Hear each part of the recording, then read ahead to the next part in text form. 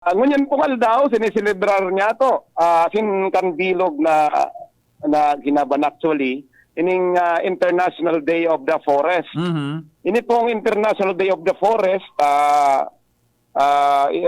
pinagmuk na ini kang United Nations kang year 2012. So taon-taon po, every March 21, isinisilibrar ta po ining International Day of the Forest. Actually po, ining International Day of the Forest, iminok na ini, nganing iobserbar ang kahalagahan kan sa tuyang mga forest. Ang theme po niya na taon actually ay forests and health.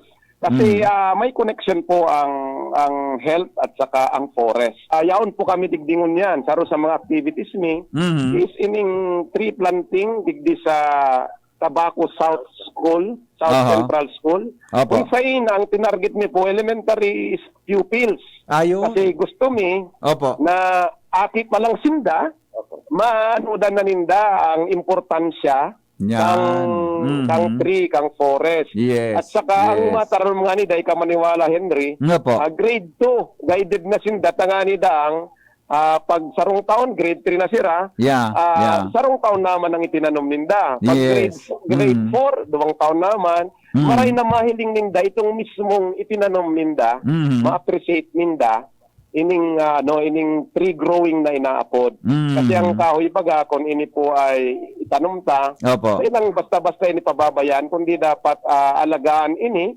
na magtalubo.